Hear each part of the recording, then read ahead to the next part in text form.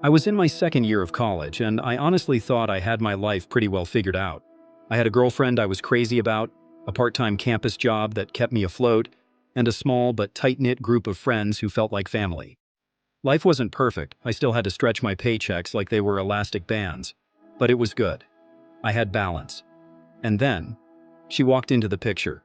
My girlfriend's best friend. Let's call her Sophie. Now, I'm not the kind of person who dislikes someone for no reason. I wanted to be friendly. I tried. But Sophie had that kind of energy you can feel even before she says a word. The kind where you're already bracing yourself for a backhanded comment. The first time we met, she looked me up and down, my scuffed sneakers, my faded hoodie, and said, "Wow, vintage style?" I laughed. She didn't. It kept happening. Little digs about my clothes, my old phone. And one day, in front of a group, she gestured at my beat-up car and said, "Did they build that before Wi-Fi existed?" Everyone laughed, including my girlfriend. I forced a smile, but inside I felt that sting. I didn't have the kind of money to upgrade everything just to look good.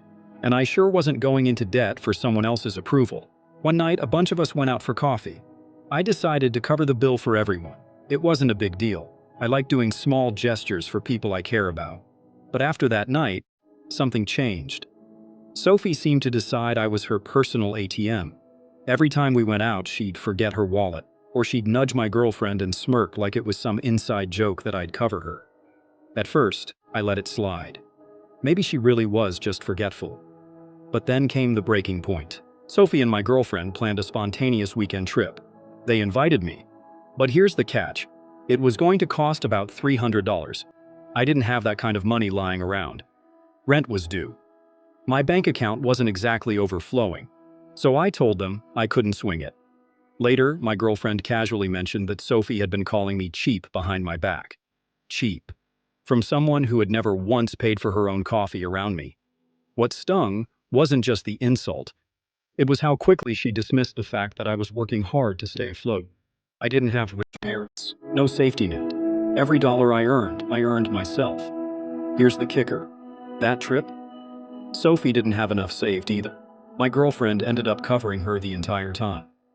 This is the same Sophie who, just weeks earlier, bragged about dropping $200 in a Zara shopping spree and blowing even more at Sephora.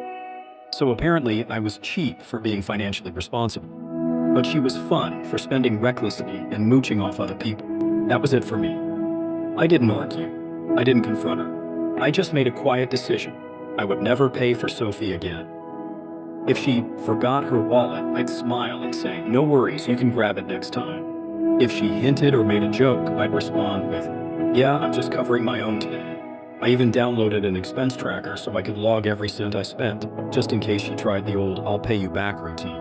At first, she laughed it off. She thought it was temporary. But the more I stuck to my rule, the more uncomfortable she became. Her coffee habits suddenly got a lot more expensive. Dinners? She either ordered the cheapest thing or magically had somewhere else to go. The girl who used to flaunt her shopping bags now hesitated before spending a dime in public. And the best part? My girlfriend noticed. One day she actually said, "It's weird seeing Sophie pay for her own stuff." I just smiled. The final cherry on top came during another group outing. We were at a little cafe, the kind Sophie used to love. When the bill came, Sophie casually said, "You've got this, right?" I looked her straight in the eye, smiled, and said, "Oh, I only have enough for mine, but I'm sure you've got it covered." The silence was delicious. Her cheeks flushed.